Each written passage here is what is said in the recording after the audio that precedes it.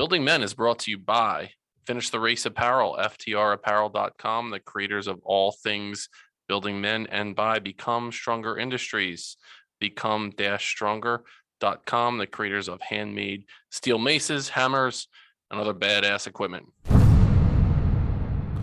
acceptance around the way my critic is, awareness of how my critic was filtering everything through. It gave me a lot much more space, clarity to be able to listen to these other parts of me and begin to tune into what I really wanted.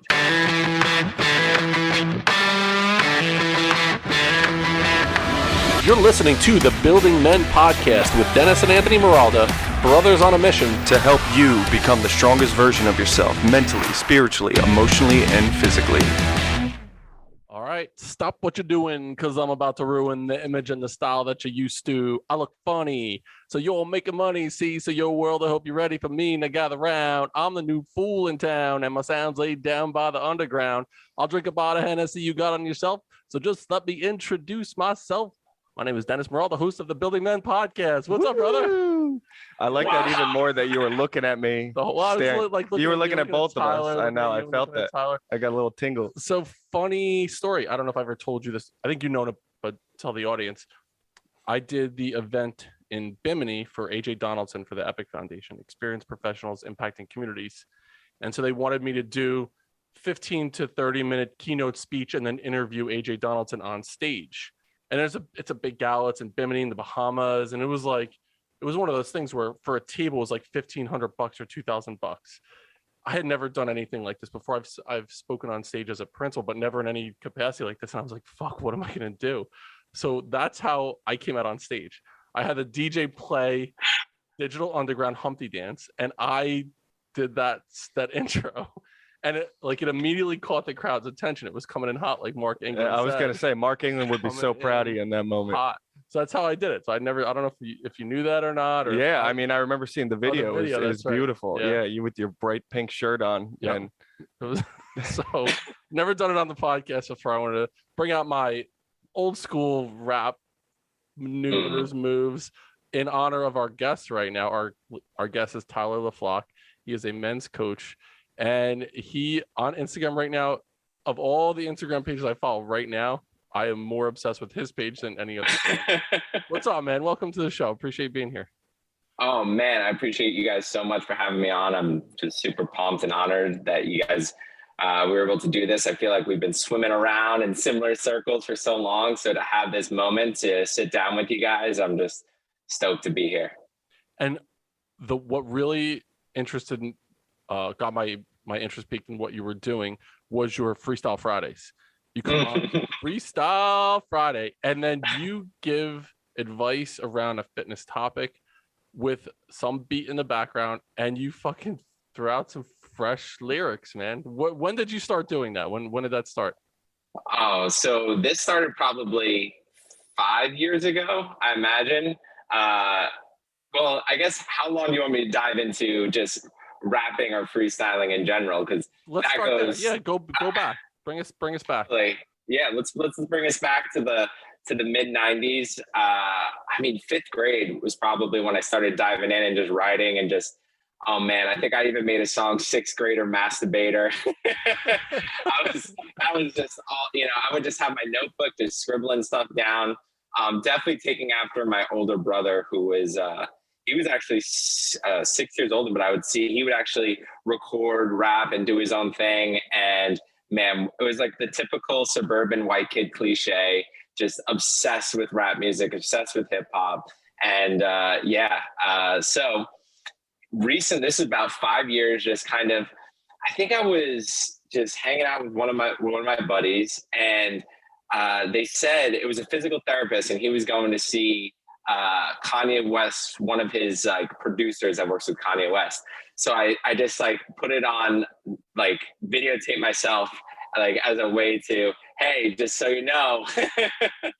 And from there, it just kind of grew and it became its own thing till where in the beginning, it was just me a cappella going for it. And then I was like, all right, let me try to put a beat behind it and then add some dance and some everything until it became what it is today. So it's just a way for me to really dive into that creative side, that part of me, that showman, that all of that kid from 10 years old, just who is in love with hip hop. And I love that way of expressing myself. It's so much fun. Who was the guys that you looked up to at that time? If you were to say, I'm going to make a mix, it wasn't a mixtape, CD. Yeah. During that time, who were the rap artists? So my biggest influences were probably Biggie, Nas, Eminem was huge. Those were probably like the main three guys.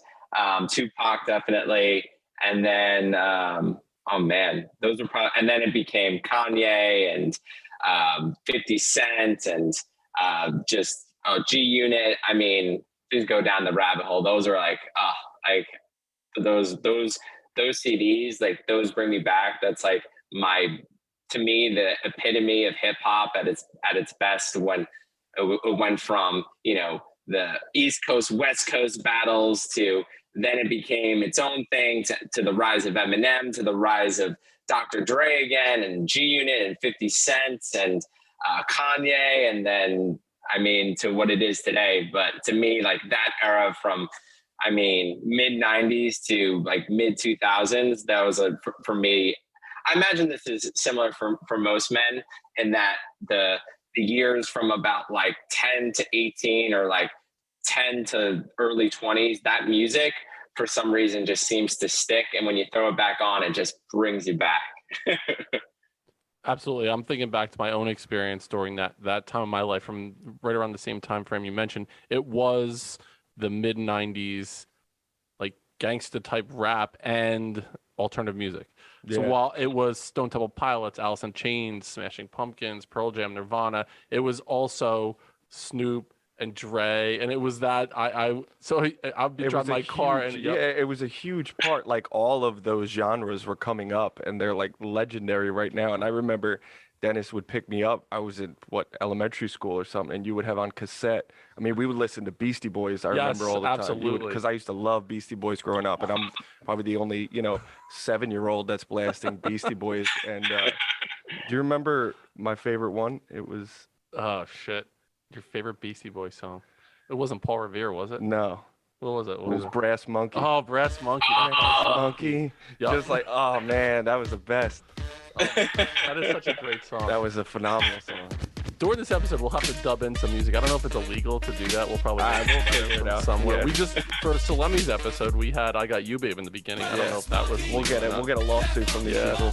Put us in debt even more than we already are. Yeah, that's great. Yeah, how much money are you making the podcast? I don't know, negative $200 an episode. We owe Beastie Boys and So Tyler, when you're ready to do that, there's a book, I don't remember the name of the author, but the book is The Alter Ego Effect.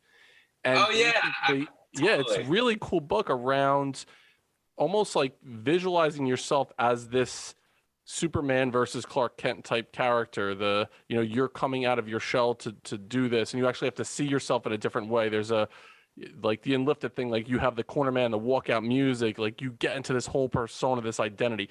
Is that what you do when you're about to jump on and start rapping, when you do your Freestyle Fridays?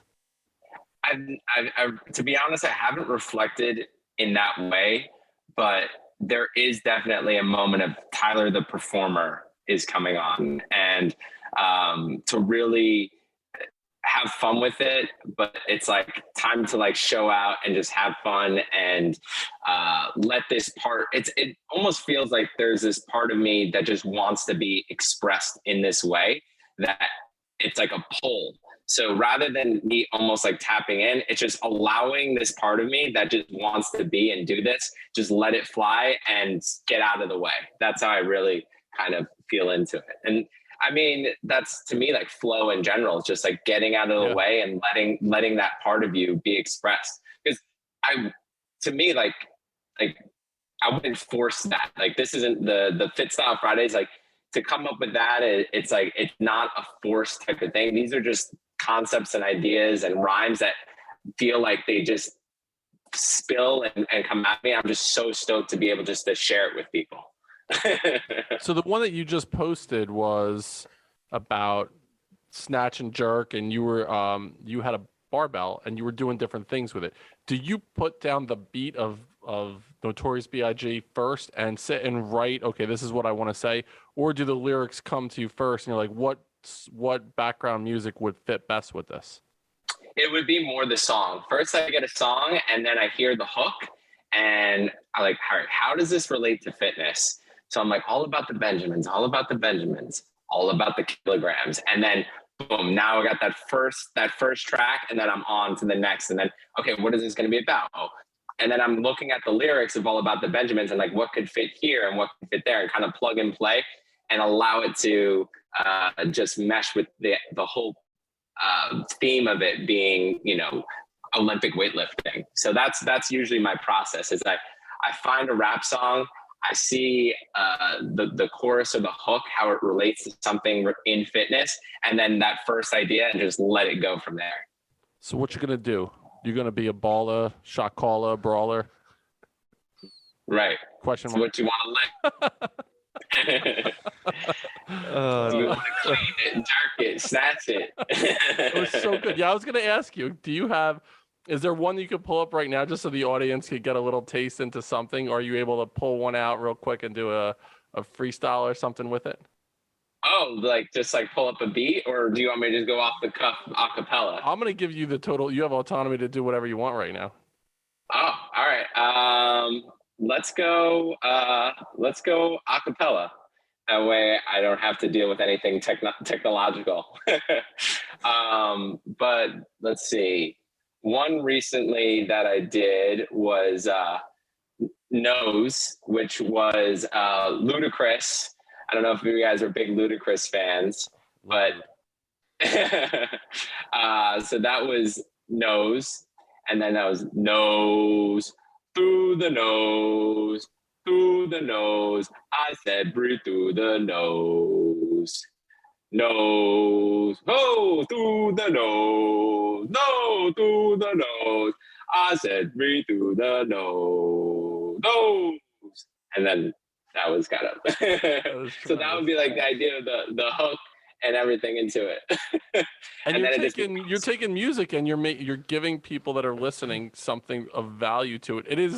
It's one of those things, if you're not following Tyler on Instagram, you have to follow him immediately and go down the rabbit hole of listening to what he's doing, the advice he's giving, because the way that you're doing it, it sticks in your brain then. Mm-hmm. And then you're singing it for the rest of the day. Right. Yeah. And we're not going to be able to unhear it through the nose through like that'll be something that sticks with you. It's like, bye, Menon.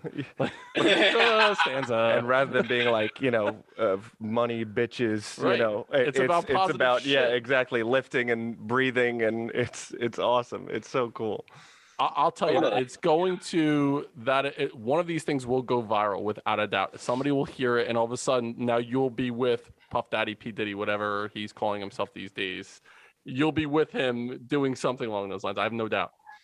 Well, if that happens, that's great. It's not, to me, it's funny, the more I think about that stuff, the more it gets in the way of creating it. Right. So the more I make it something that it has to be or become, or doing it to like get fame or go viral, it actually like gets in the way of the process. So I'm totally cool with like just like people who are my friends who like reflect back that like, dude, that one line, to me, that's the best. When there's like that one line that stands out for somebody, like, and they're like howling or laughing, like to me, like that's the juice. That's what I'm all about. And the more I think about it going viral, it's like the more I like look at it, I'm like comparing myself to others. I'm like, this is just something that I love to do, and it fills me up. So whatever it becomes. Like, would I be against it going viral? Obviously not. But I just think it's helpful to point out that if the intention behind it was to go viral, it's like, and I have people reach out to me all the time, like, dude, like, how do not more people know about this? I'm like, I don't know, but you know about it, so that's cool.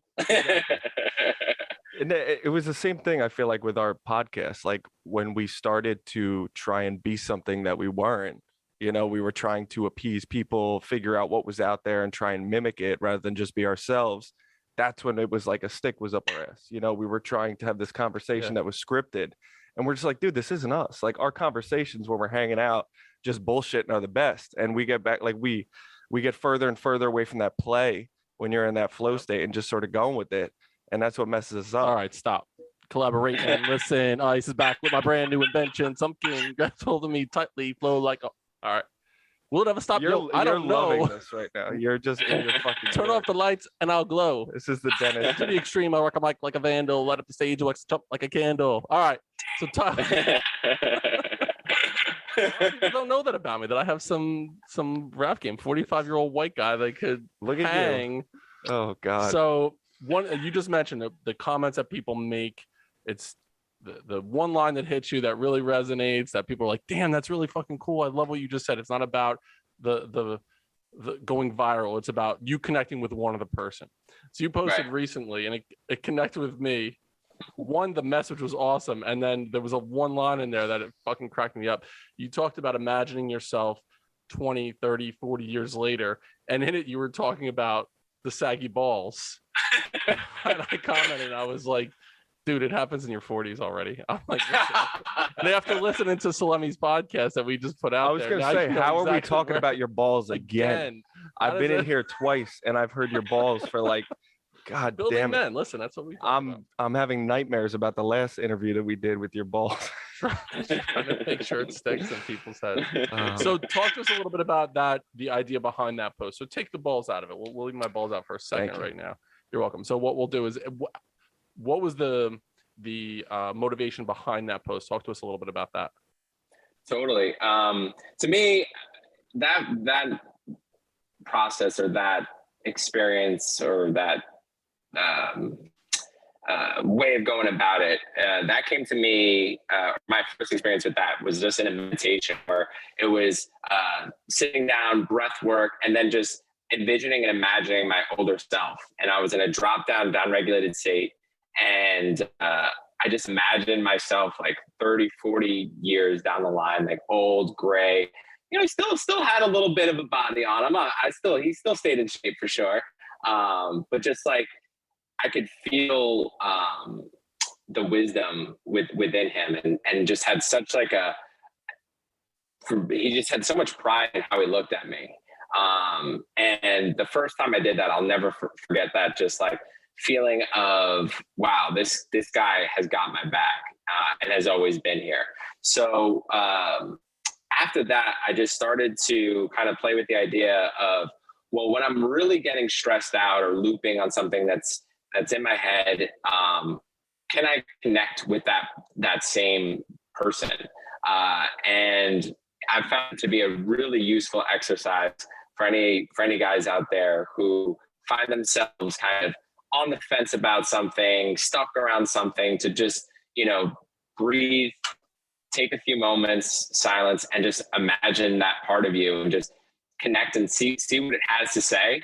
And a lot of times for me, it's something like, dude, what the fuck are you worried about? You got this. And then other times it has like some other like pearls of wisdom in there, but a lot of times it's just this knowing that like somebody has your back. And for me, that just lifts so much of the weight off and the pressure off. So then that actually gives me more space to make a better choice or decision rather than just getting gummed up and just spinning in my head. Building men of character, integrity, strength, compassion, and empathy through transformational mentoring, coaching, and motivational speaking is our mission here at Building Men. To work with me as a one-on-one life coach, you can find information in the show notes, or you can visit our website at buildingmen.io, where you can book a free 30-minute discovery call to help you become the strongest version of yourself mentally, spiritually, emotionally, and physically. Now, back to the show. I love that, and I love that idea. It's like Matthew McConaughey from the book Green Lights. He was talking about his mentor or role model, and he's basically saying it's him in 10 years, like that. He's trying to, his mentor and his role model is him in 10 years, and he wants to be the mentor for himself as a 7-year-old. Like who as a young child would he want to be? That's who he's aspiring to be. And it's always a good practice to undertake, to think about yourself in a couple of years. And I forget who it is that talks about who at the end of your days, there's, you're at the gates of heaven, and it's you meet the man that you could have become. And hopefully there's not that much of a disparity between the man you could have been and the man that you currently are at that point in time. And if you're not on that trajectory, what can you do at this moment to get closer to the man that you could have become at that spot in your life? So appreciate that. Your posts, they add a lot of value in that way, adding the hip hop with the training things. And then also you have a lot of insightful type things. Another thing that you talked about was this idea of allowing yourself to be bored, allowing yourself to go through the process of not being stimulated at all times. So talk to us a little bit about where that came from and your practice there. For me, that post stemmed from just actually Brene Brown recently wrote a book called The Atlas of the Heart. And I was listening to that. And then that part, she was talking about boredom. And in that part, she talked about this quote that boredom is your imagination calling to you. And for me, I've noticed a pattern of mine is to prevent boredom at all costs, right? Then mainly through the phone.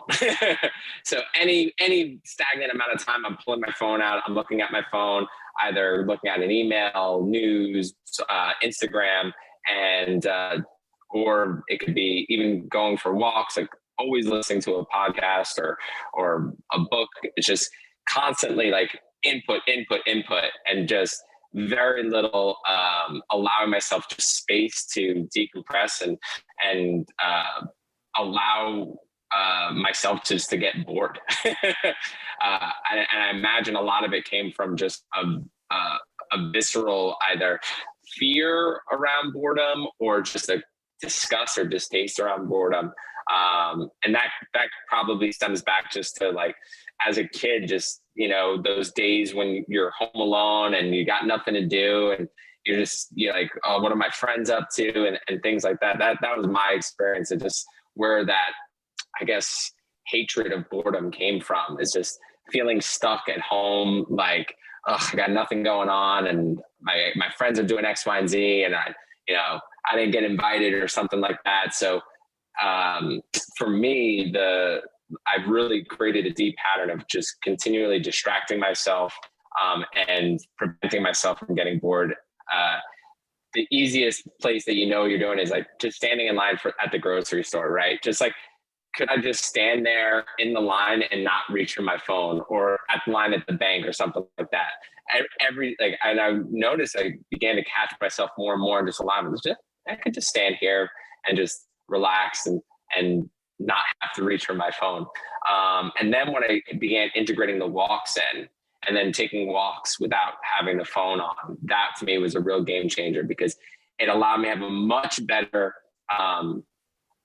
identification of the voices coming in, which ones were serving me, which ones were not, and just being able to, it's almost like I compare it to a wave of hunger. I don't know if you've ever done any fasting before, but I compare it similarly to that, where if you fasted before, to me, hunger comes in waves where it comes on real strong and it's like, oh, I gotta fucking eat. And then if I just allow it to pass, it comes down and then I'm just back doing my thing. Same thing when I'm going on these walks without the phone. Like I feel this intense urge to go on my phone, and then it passes and now I'm present. I'm noticing more things. I'm noticing voices that aren't serving me, like looking at somebody on the side of the road and just judging them. I'm like, I wouldn't have caught myself judging somebody on the side of the road if I had a podcast in or a book in. So I'm just being able to be way more aware of the voices that are no longer serving me, as well as just things like that serve FITSTYLE Friday. Like, oh shit, I didn't even think about that connection, and that starts coming in. So it's had a huge benefit. Two main ones being I'm having a much better awareness of the voices that no longer serve me, as well as creativity coming through and having connections that I more than likely wouldn't have been aware of if I didn't give the space for that quote unquote boredom. Yeah, I would challenge people that are listening right now to be cognizant of how often you are not immersed in something. Yeah. Where you just have that space. I remember growing up as a kid, I was bored all the time, and then you had to go on an adventure. You found some shit to do to go create space for it. I think what happens now, Tyler, is that people are scared of not having that thing to scroll through to look at the constant input, because when they don't have that, then they are They have in to that deal with their space, shit. whatever They shit have is in to their sit head with them, you Yes. know, and that there's so much that resonates with me so much, because it's such a place of anxiety and fear for me to sit in stillness, you know, just to have nothing, because I just consume, and then I become paralyzed, right? By just analyzing all this information coming in. And I love how you put it, how it comes in waves, because that's exactly what it is. And like the emotions start to arise within me when I'm sitting there in silence and I'm like, I can't do this. Just check your phone. Oh my God. And then once you get over that, then there's so much clarity that comes through. You have these things that I can't figure things out if I keep taking in all of this information. I don't know what I want and my wants and needs in that moment. And that's why it's like, we get like bombarded by Yes. it sometimes. It's unbelievable, but that's such a valuable tool to take away. And it doesn't have to be that long, just like how you would meditate. You set a timer or something, just sit there and just recognize when all of these voices are coming in to tell you to do this or to check that. It really makes a difference, especially if you're looking for that creative mindset to tap into that a little bit. Right. Yeah. If you're looking to shift something, a pattern, something that you just keep on running into no solution, to be able to, throw a wrench in that and to, all right, well, is there space open for something new? If you don't even give yourself the opportunity, you don't really have much of a chance. So if you don't like the results that you're repeating you got to do something new, in my opinion. Right. Yeah. And when you have that quiet moment of reflection, that's like we had mentioned, that's when the devil creeps in and starts talking shit to you.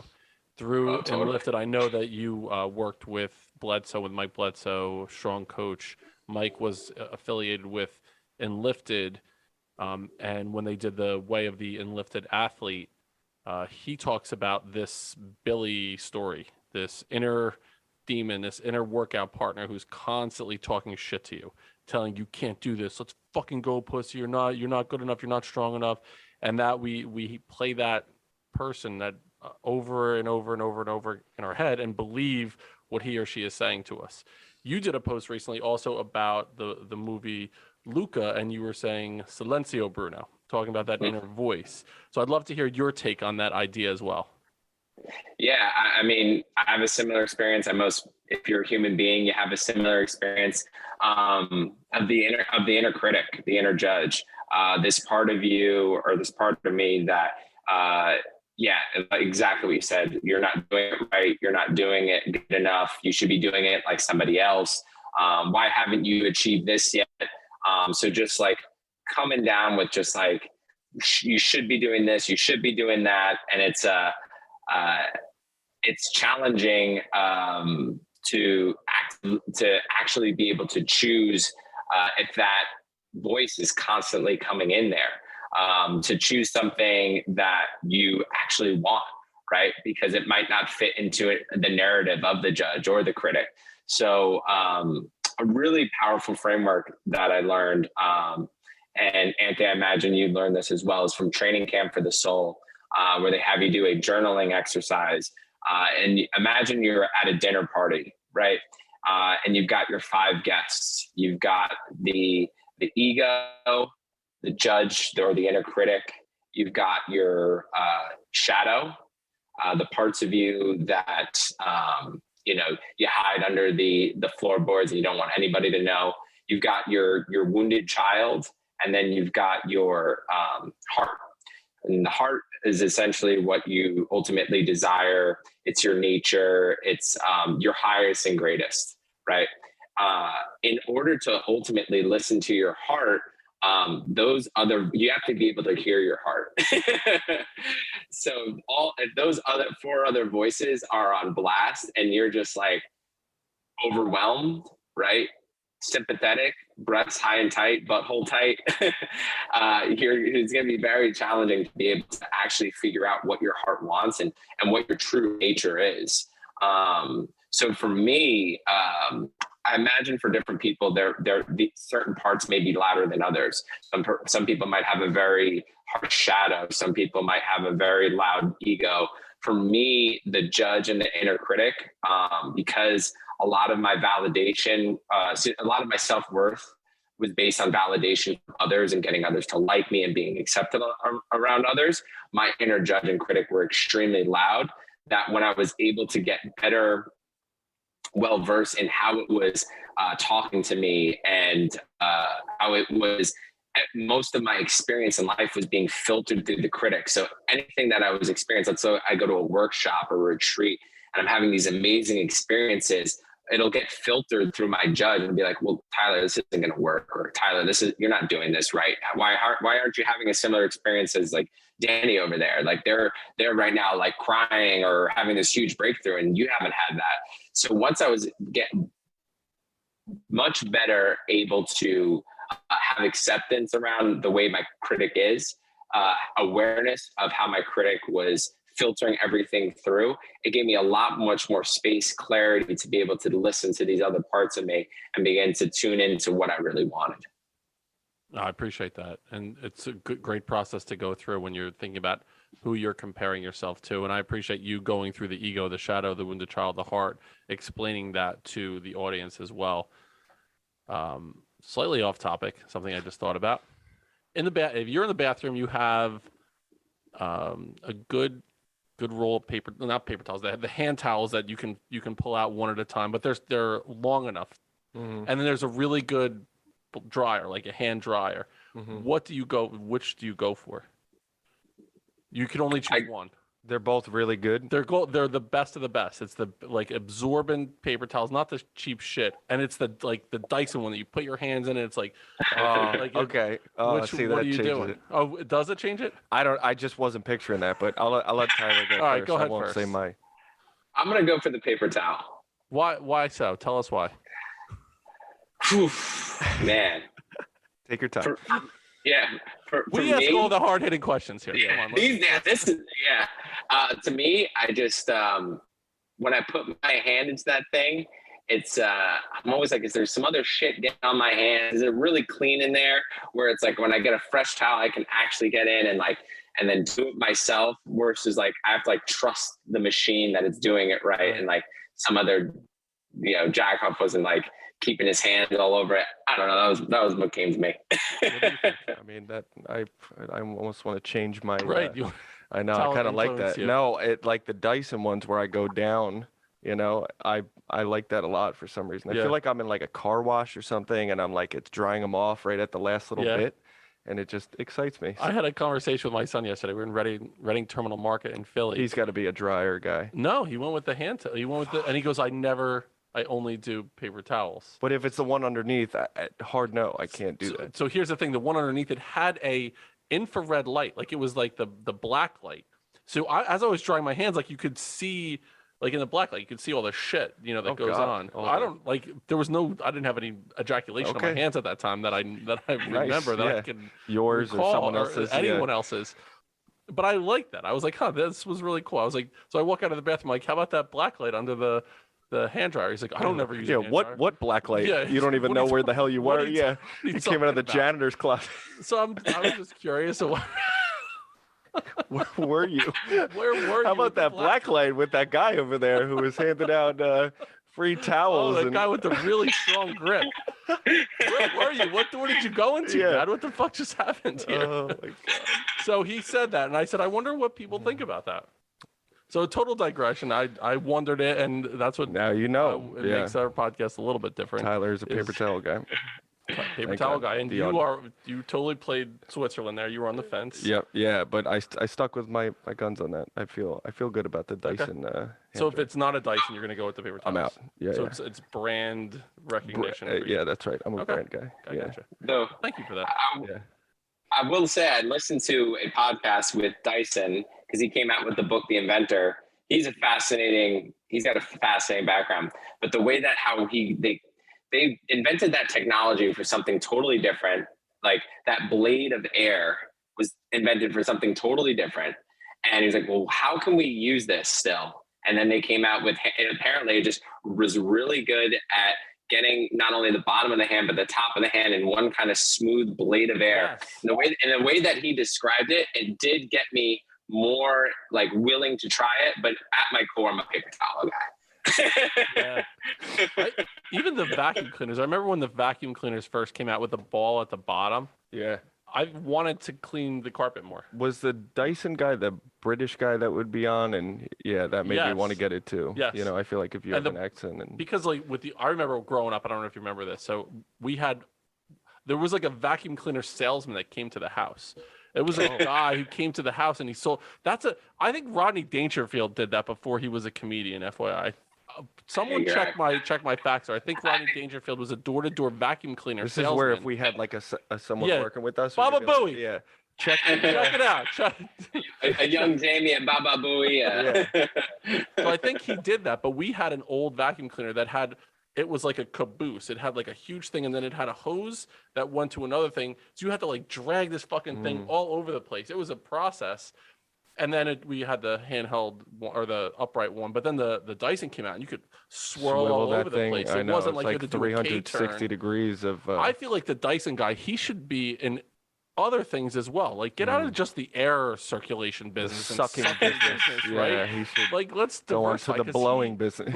Go into the. I think that's who I ran into in the bathroom, That's too. where that you was were. the guy with Got the it. black light. Okay, Get it's the black all light coming that's together. the Yes, Dyson. it is sucking and blowing. That's right. And blowing. That's what our Going new from suck to blow. company is called. Oh, that's amazing. Not just suck. We're not going to call the episode that. We're not going to. No, we won't. We're going to find something different. The other cool thing that I like that you said, Tyler, because I felt the same way about this athlete at the time. You talked about you didn't have the most. Kobe Bryant was not your guy when he was playing basketball, but after reading Mamba Mentality, you had a shift in how you felt about him as a human being and his work ethic. I got into an argument with a guy who was coaching basketball with, and he was saying Kobe was one of the top 5 players of all time. And I was like, bullshit. No, he wasn't. And I was putting in Jordan, I was putting in Bird, I was putting in Magic, and I left Kobe out of the top 10. And he was like adamant that Kobe's absolutely in the top 5, adamant that Kobe was in the top 5 of basketball players of all time. And then the more I got to research what Kobe was doing and that whole Mamba mentality. So talk to us a little bit about what that meant to you. You talked about ruthless introspection with yeah, Kobe. totally. I mean, it's definitely a Roganism. Joe Rogan says ruthless introspection all the time. So that phrase has really stuck with me. But I consider myself the same way, that I'm ruthlessly introspective. I'm reflecting inward and maybe this goes back to the inner critic or the inner judge, but just constantly want to better improve, looking at where I can be, what are my strengths, what are my weaknesses, and that was Kobe to a T. He never got complacent. You know, even though when he was an all-star MVP, it was, okay, how can I get better at this? And also having the humility to learn from anyone, right? He had his coaches and teammates. He noticed Gary Payton, he couldn't get through his screen quite right. And Gary Payton, basically, he's like asking Gary Payton for advice. And that was way later on in his career. And that helped him better with defense. There's so many moments through that book where, you know, he's learning, he's improving, he's trying to better himself. And that's what made him such a Hall of Fame, one of the best of all time, is that he never got complacent. He was always trying to make his weaknesses into strengths. And he wanted to learn from everybody. And that combination, man, that was, compared with his genetics, his upbringing, just made him just an unbelievable basketball player, transcendent, right? So that made me, that whole book made me really connect with him on a different level than just, you know, the Knicks fan hating a Lakers. I'm in the same spot. Same thing. Knicks fan hating the Lakers, and it's been a long time for the Knicks fans. The thing that got me was there's a video clip of a guy taking the ball out of bounds and Kobe's guarding him, and the guy has the basketball and he like, Oh yeah, right in Kobe's face, like fakes it, and Kobe doesn't even blink. Every time I see it, I fucking jump I was gonna back. say I'm you like, could tell me it's that's like- coming. it's like, Yeah, I watch him on the screen and I jump, and I'm nowhere near yeah, anything you that know happened. what? Yeah. I'm like, this guy is an absolute fucking savage. Mhm. So was basketball, did you play basketball growing up? Was sports a big part of your life growing up? Talk to us a little bit about your experience with sports. Totally. Football and basketball were my two main sports, but football was the first thing I can really point to as a kid that I definitely had low self-esteem, low self-confidence as a kid. And playing football, that first time I broke into the back backfield and made a tackle, and the coaches went crazy and they're like, "Good fucking job, let's fucking go." That I was hooked. That was my sport. Then I just completely shaped my identity around being a football player. So much so that like when I had my last game in high school and realized, well, I don't have what it takes to go play in college. It was a real, that was my first identity shedding moment where I really had to come to terms that this part of me is dying. I remember just crying my eyes out on my last game, just like sobbing. And like my friend was like, "You're such an asshole. I was keeping it together. And then I looked over at you and then I fucking lost it." So, yeah. And then, so after football, then it became CrossFit. And that's what I attached my identity to next, was being a CrossFitter. And that's what, you know, the death of being a CrossFitter is what really pushed me or was the key to me, you know, going down this whole different identity process, from strong coach to Enlifted to training camp for the soul, to alpha hippie to retreats and everything in between. Just the past, I imagine 2000, I'd say end of 2017. So, I mean, that's the past 4 or 5 years, just really going all in on just creating a new path for myself, creating a new way of doing it, rather than just continuing just to find something and latching my identity to it. I was going to ask, how do you go about doing that? Like finding things that you're passionate about and you care about and that are goal oriented, but not being married to it, right? Because I'm the same way, where I find something and then it's who I am. All of a sudden I am this thing. I'm labeled as whatever sport I'm doing, whatever lifts I'm doing, power lifter, this, that, and the other thing. And then when it's gone, a part of me is taken away. So how do you find that balance between that? Good question. I'm still in the process of it. So the best, all I can do is talk about my experience with it. And for me, I still notice the attachment or the desire to become this thing, or this is the new thing now. So this is now going to be me. But what's been super helpful is having these practices that allow me, like meditation and breath work and just going for walks, that really allow me, have almost allowed me to build this more spiritual side of myself that helps keep me grounded and a more harmonious part. That way I just don't go full masculine, full identity, full ass kicker. So to me, it's just building a more, just being like more like well-versed in different areas of my life, be it my relationships. I've got an amazing partner, Dominique. She really has been amazing in terms of having somebody who I can lean on and be there and grow with. And like I was saying, my spiritual practices. And then in terms of my career and coaching and everything like that, having those other parts of me online and strong has prevented me from just latching to this identity within my career. It's awesome. And I also connect with the identity piece when you're in the middle of something. Being a principal for so long, that was what I was. I was a principal. And then leaving that, there was that void in my life. And I think is meant to, when we identify by the thing that we do, instead of internally who we are. It's interesting, Tyler, when you mentioned playing football and that was your sport, and you get in the backfield, you sack the quarterback, and everyone's like, "Yeah, let's fucking go." So the work that you're doing right now with men, you mentioned the alpha hippie idea, and I'd love for you to talk to us about that as well. But first, about this idea, you mentioned the word harmonious with, having that masculine frame, but also being in touch with that, like, okay, I need to meditate, I need to go on spiritual walks, I need to be in touch with that side. Is there any place for that in sports? If I'm a high school football player, that other side that you had mentioned, can that fit in anywhere, or does it have to be the fucking beast mode, balls to the wall, attack and kill? Totally. To me, if I had learned these practices, I probably would have had a much better recovery. So imagine if you connect for an athlete, the more feminine, but not feminine, we call it yin and yang, or just, action versus flow, or however you want to describe it, those two energies, right? If you're, as an athlete, able to better connect and recover, that's going to have you better able to perform. So the more you can, you don't have to call it feminine. You can just call it down regulation, right? Just like, hey, after this workout, like, do some breathing to help you down regulate, and that's going to enhance your recovery for your next workout. And already there, you're beginning to allow these kids or these guys to begin to connect. Wow. It's not just about like putting my head through the ringer, stepping back and using these practices to help downregulate is super helpful as well. Because that was my story, was just getting addicted to just grinding, pushing harder. More is better. Working harder is better. Got to outwork the other guy.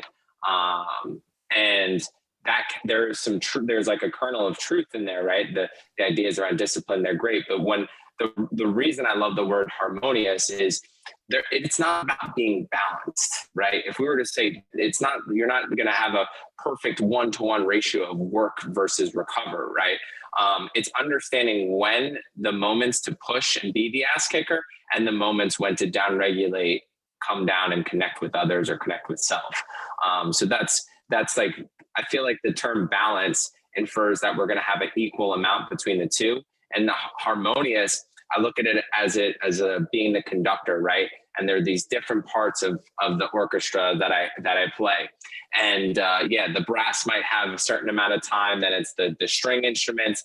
And then even though that cymbal only comes in for a second or two, how much did that add to the overall experience? So sometimes I feel as men, we get like so dogged down in terms of like, well, if I do X amount of this and X amount of that, and then try to break it down to like equal pieces and all the time. And it's like dropping the quantity amount and then really diving into more of the quality of each one and knowing when to play each section. That to me is like, that's what I really mean by harmonious. And as an athlete, when you're better able to access that, and even going back to Kobe Bryant, man, he was king of recovery. He had his masseuse, he had his ice baths, he was doing everything to keep him on the court. So whereas before, earlier in life, I may have looked at those practices as weaknesses. Now I look at it as like, well, these are just pieces of the puzzle that make you even stronger. The symbol doesn't get enough recognition. It really, like, that's the icing on the cake. That's the cherry on top, the symbol. It's the exclamation point. It reminds me of Bruce Dickinson with Will Ferrell and Blue Oyster Cult when he does the cowbell. when Will Ferrell's playing the cowbell, he's like, "Can you do a?" Got a fever. Yeah. And my prescription is more cowbell. Baby, I gotta have more cowbell. Gotta have more cowbell. Cowbell. The only prescription is more cowbell. I got you a T-shirt with more cowbell. Yeah, you on it. did It when you were like 14 or 15. I know, it was excellent. Nobody knew what the hell I. No, that's great though. That's one of the all-time SNL skits right there, without a doubt. Totally. Don't blow this for us, Gene. Love that episode. So I would love to hear what you're doing now with both Alpha Hippie, your relationship there with Angelo Cisco, who is a longtime supporter of Building Men, and also with the Stash himself, with Mike Salemi, with Men of Move and Hold Your Ground. So if you could talk to us a little bit about what you're doing now with both of those platforms. Totally. So Alpha Hippie, Angelo recently handed me the keys to the car. He said, "This program is yours. This baby is yours. And it's time to run with it and teach it." And if you aren't familiar with that program, really what I'm going to do is I'm going to make it into, it is going to be a 4-week course. It's the fundamentals course where we're going to go over growth physically, mentally, emotionally, and spiritually. And imagine it just a deep dive that's going to give you a little bit of taste in each one of those areas, so that you can begin building practices and start that path, similar to where I was, 3 or 4 years ago, 5 years ago. So that's going to be its own thing. The name to be determined on that 4-week course, but it's going to feed into and relate to what Salemi is doing with his retreats. So our next retreat is going to be May 12th to the 15th, the Men of Movement retreat. We did one in October of last year, and dude, it was just epic. Between sunrise hike, cold ice plunge, and breath work, and the men who went there were just like 10 out of 10 guys, and really the purpose or the intention behind that is to allow men to have a space to have some space from the bullshit in their lives, to begin to, similar to the 4-week program, but just similar to the idea of just giving them some practices and some experiences that allow them, once they're leaving the retreat and going back to their day-to-day, they have some rooted practices that are going to help them stay grounded and connected to themselves, so they can better serve themselves, their community, their relationships. And similar, we're going to be utilizing similar practices to the one in October, but we got a few new things I'm super excited about. But yeah, those are the intention behind those two. That's what we got going on as of Friday, April 22nd. That is awesome. Yeah. Brother, any final questions? Yeah. So, Tyler, what would you say to the Building Med audience that's listening right now? That's one piece of advice that they could take away from this, starting right when they're done listening to this podcast. Take a walk, no technology. Just notice. And notice, and notice if imagine looking at the world as if you're looking at things for the first time, even if it's a similar walk that you've always done. See if you can pick out one new thing to notice. Just could be a tree, could be a piece of the fence, divot in the road. Just pick out one new thing that you didn't notice before. That would be my I did that when where I was living before. I would do the same walk every single day, and I would try and pick out something new every time I would do the walk. It was so funny you said that. And every time I was like, oh shit, look at that. Like, it was just random things. And even this morning I was walking and I was so caught up in my thoughts, and I caught myself being caught up in my thoughts, and I realized how many birds were around me. Like, I was completely muting that out, right? I must have been walking 15 minutes before I realized that. I'm like, damn, these birds are loud as hell right now. And I was so in my head that I would have never noticed, so that was so valuable. I love that. That is awesome. There's this insightful saying that you could never cross the same river twice, because the river has changed and you have changed. So being present in the moment with whatever you're doing, you go on the same walk tomorrow and it's a different walk because of the different environment that you're going through, and you might be a little bit different than you were at that same point yesterday. Yeah. It's I love that saying. It stuck with me for a while. Tyler, where can the Building Men audience find you? Instagram, Tyler LeFloch, TYLERLEFLOCH. That is definitely the best spot to find me. Message me, reach out, check out what I got going on. It's what I love to do is, help men or guys, either if there's anything you're struggling with, just curious about, any way I could add some advice or guidance. That's what really fills me up. That's the breaking through the backfield and getting a tackle. That for me these days is when I can share something with the guy and they get an aha moment. That's my new break through the defensive line and get a sack. All right, you ready to hang? You ready to hang right here with me? I'm going to start off. 1, 2, 3 into the 4. Snoop Doggy Dogg and Dr. Dre is at the door. Back it on up, about to tear shit up. Give me the microphone first, burst like a bubble. There it is. Compton and Long Beach together, now you know you in trouble. Ain't nothing but a G-thing. Baby. Loped out. Getting crazy. Death row is a label that pays me. And fadable, so please don't try to phase me. Well, my back to the lesson at hand. Perfection is perfected, so I let it understand from a young G's perspective. I love it. Let's love go. that you hung there with me. All right, for the Building Men audience, you can find us at building.men on Instagram. Buildingmen.io is our website. Thank you to our sponsors, Finish the Race Apparel, and Become Stronger Industries, makers of handmade steel maces, hammers, and other badass equipment, to the creator of the now famous sixth grader masturbator, the one and only Tyler LeFloch. Thanks so much for being on the podcast. Building Men audience, go a step further than you thought you can go. We'll see you next time on Building Men.